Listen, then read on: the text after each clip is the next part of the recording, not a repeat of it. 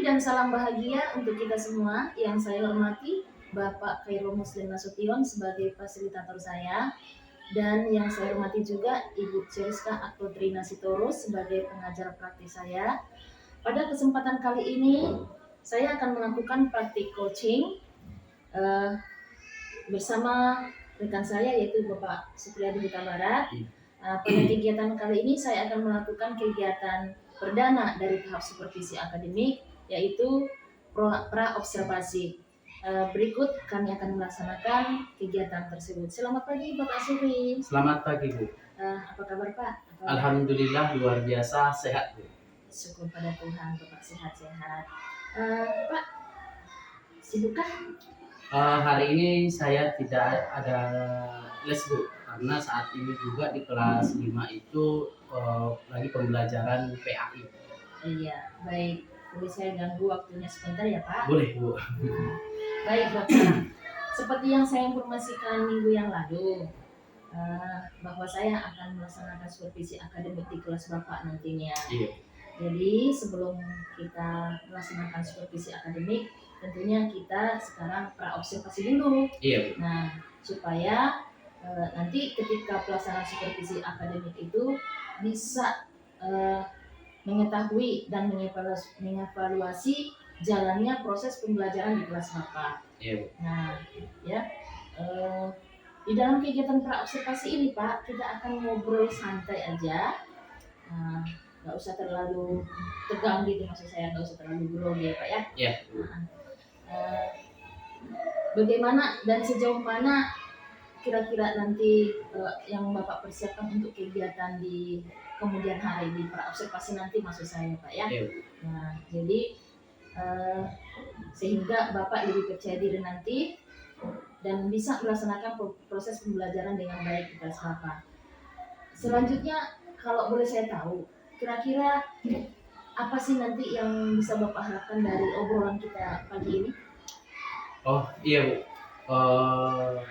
ya tentunya obrolan ini saya mengharapkan ya tentunya bertukar pendapat gitu Bu. Nah, selain bertukar pendapat, nanti saya juga menginginkan kepada Ibu untuk tukar pengalaman, yang mana tadi kan Ibu kan mungkin lebih tahu lah bagaimana pembelajaran di kelas gitu. Dan harapan saya Bu nanti ke depannya ketika nanti saya mengajar, nanti dampaknya kepada peserta didik itu nanti lebih baik lah.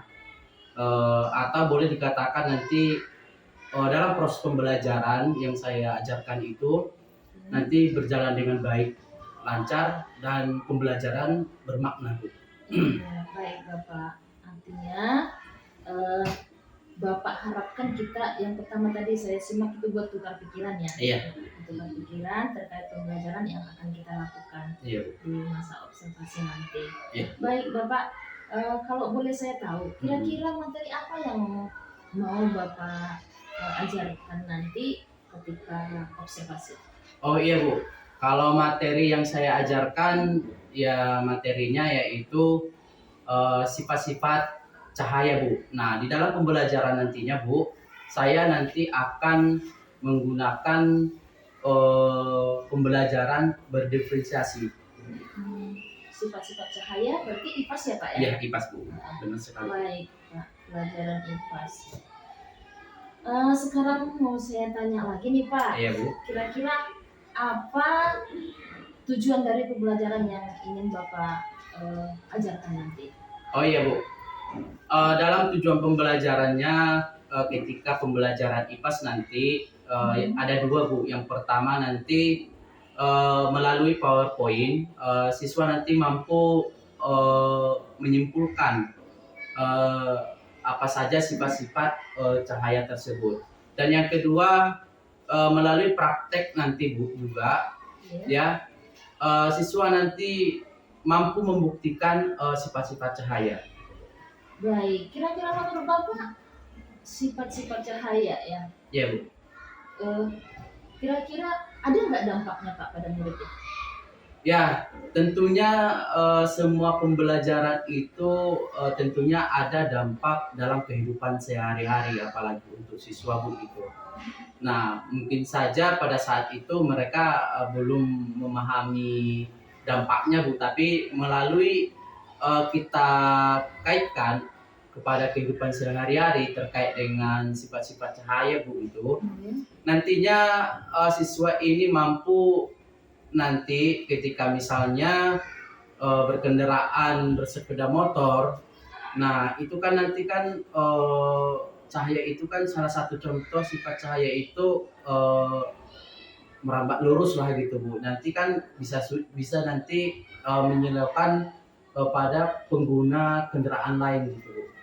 Iya, berarti mereka bisa langsung mempraktekkan dan bisa memahami dalam kehidupan sehari-hari bagaimana pantulan cahaya itu ya Pak, contohnya Iya. dalam berkendaraan. Iya.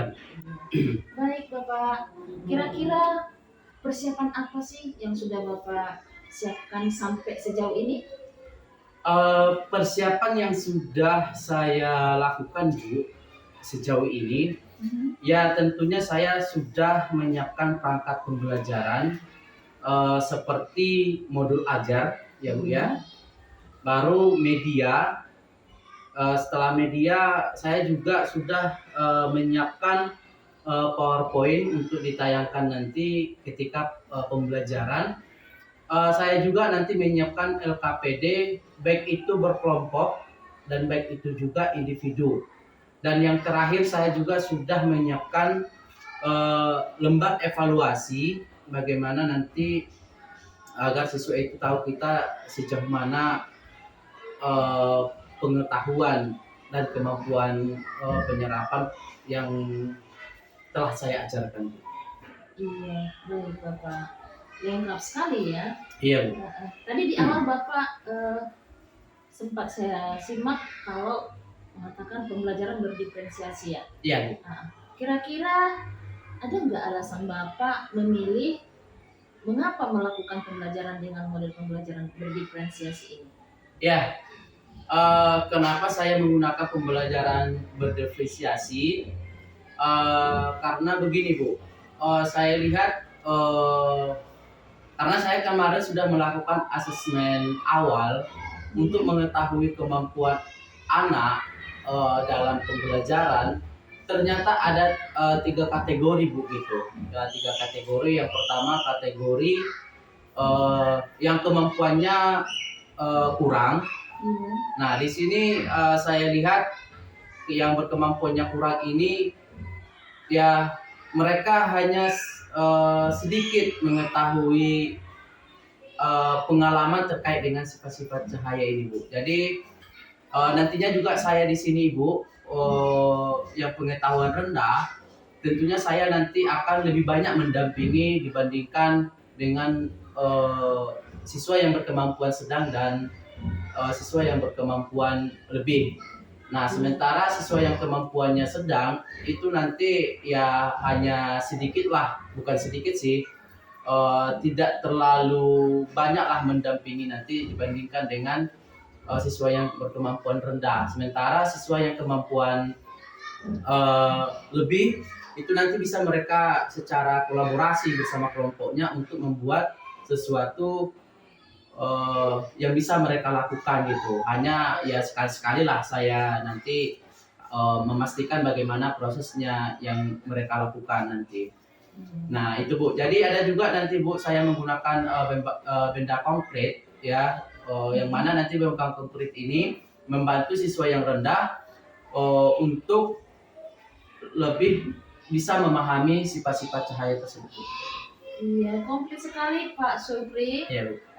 Jadi Bapak ini saya perhatikan sudah mempersiapkan semuanya, termasuk kalau saya simak tadi Pak, berarti murid itu bisa dikelompokkan di beberapa kelompok atau ada level-level. Iya, ada level-level. Jadi setidaknya jadi seperti homogen lah begitu. Iya, baik Bapak. Jadi dari situ juga bisa kita lihat bahwa Bapak juga sudah mempersiapkan terkait dengan kesiapan murid, alat peraga yang digunakan, terus LKPD-nya dan yang lainnya. Iya Bu. Tentunya yang sesuai dengan kebutuhan siswa di kelas ya Pak ya. Iya Bu. Di sini sangat jelas saya melihat kalau Bapak ini sudah melakukan persiapan terkait dengan kebutuhan belajar siswa. Berarti Bapak sudah benar-benar memunculkan bagaimana itu pembelajaran yang berdiferensiasi. Iya. Bagaimana dengan pengembangan area yang Bapak inginkan dalam tahap observasi ini kira-kira Pak? Ya, area yang saya kembangkan, ya Bu, ya tentunya saya meningkatkan pengembangan intelektual saya Bu gitu. Di situ nanti bagaimana cara menyampaikan materi kepada anak dengan lebih jelas, ya supaya anak dapat menangkap itu atau gampang mengerti, ya yang akan saya sampaikan Bu gitu. Kan terkadang ada siswa yang agak lama nangkap ya Bu ya, agak lama nangkap.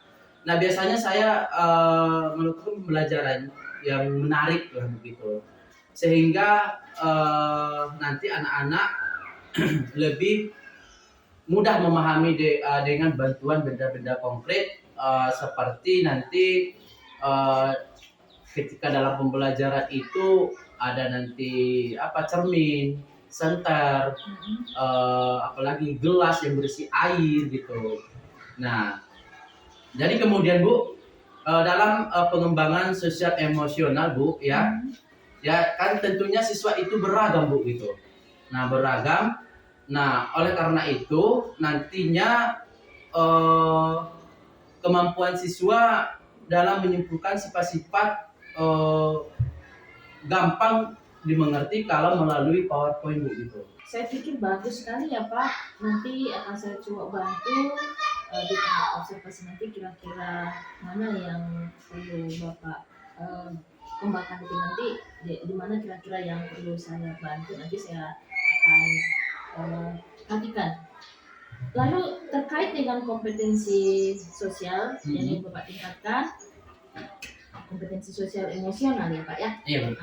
Kira-kira kalau dari dalam diri Bapak sendiri, bagaimana strategi dalam mencapai kompetensi itu sendiri? Boleh kira-kira Pak jelaskan Pak? Oh iya Bu. Dalam mencapai kompetensi sosial emosional Bu, melalui kegiatan kerja kelompok, ya tentunya nanti kan dalam mengatur itu nanti kan ada nanti siswa yang kurang paham dengan berpendapat gitu. Jadi ya tidak dinafikan lah begitu. Banyak siswa-siswi yang menyalahkan temannya karena mungkin pengaruh dari pribadi gitu ya bukan. Nah di situ nanti saya akan menimbulkan bagaimana bisa siswa itu saling menerima pendapat gitu dan bertanggung jawab atas apa yang mereka inginkan gitu. Nah itu dia Bu.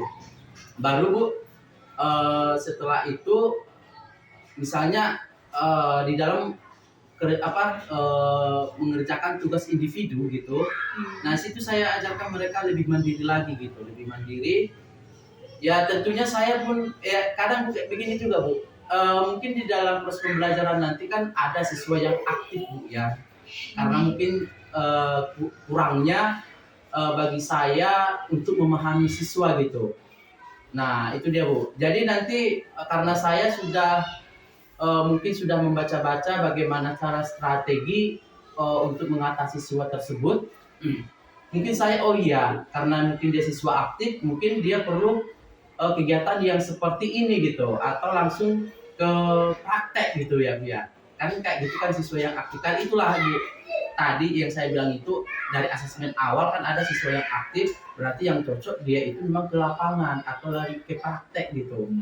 Nah ada siswa yang mungkin biar nanti emosional saya teratur gitu. Mungkin ketika terjadi seperti itu, ya saya harus memikirkan lebih positif lagi begitu. Oh mungkin siswanya seperti ini gitu. Jadi saya nggak terbawa emosi gitu Bu. Baik Bapak, tadi itu kalau kompetensi strategi dan intervensi sosial emosional itu, Iya, Bu. kalau saya simak tadi strateginya yang mengatur bagaimana anak itu bisa berkolaborasi antara sesama satu kelompok ya Pak. Iya, Bu. Nah, itu kira-kira yang bisa saya simak dari penjelasan Bapak. Terus eh, kalau sosial emosionalnya itu Bapak juga akan mengarahkan bagaimana anak-anak itu bisa bekerja sesuai dengan kelompok atau tingkat level tadi. Iya, dan, tingkat level tadi. dan sesuatu yang yang sudah disiapkan sesuai dengan kebutuhan mereka. Iya, Iya. Baik, Bapak. Jadi mungkin saya tambahkan itu dari cerita kita tadi. Ada perbedaan LKPD berarti ya Pak, Iya, ya? ada perbedaan LKPD di antara kelompok yang satu dengan yang lainnya. Iya, Bu. Iya, baik Bapak. Jadi Pak Sukri sampaikan tadi itu ada beberapa cara, tentunya saya menggarisbawahi bagaimana cara kita mengontrol emosinya. Jadi memang siswa itu kalau semuanya diberikan tentu tidak bisa ya Pak ya. Iya, benar sekali. Karena karakteristik siswa itu berbeda-beda. Jadi kalau Bapak sudah bisa menyimpulkan strategi yang tepat, kira-kira kapan ya Pak Sukri kita bisa melaksanakan observasinya? Oh iya, Bu. Insya Allah Bu, hari Rabu Bu, karena di hari Rabu itu ada mata pelajaran IPAS di jam ke-3 Bu. Rabu ya Pak. Iya, Rabu di jam ke-3 Bu. Iya, baik Pak. Berarti besok ya? Iya, besok Bu. Oke, baik Bapak. Semoga besok kita berjumpa dengan keadaan sehat, sehingga pelaksanaan observasi dapat kita laksanakan dengan baik sesuai dengan yang kita harapkan tentunya ya. Iya Bu. Saya juga terima kasih juga atas waktu Bapak untuk pagi ini. Iya, terima kasih juga atas masukannya Bu.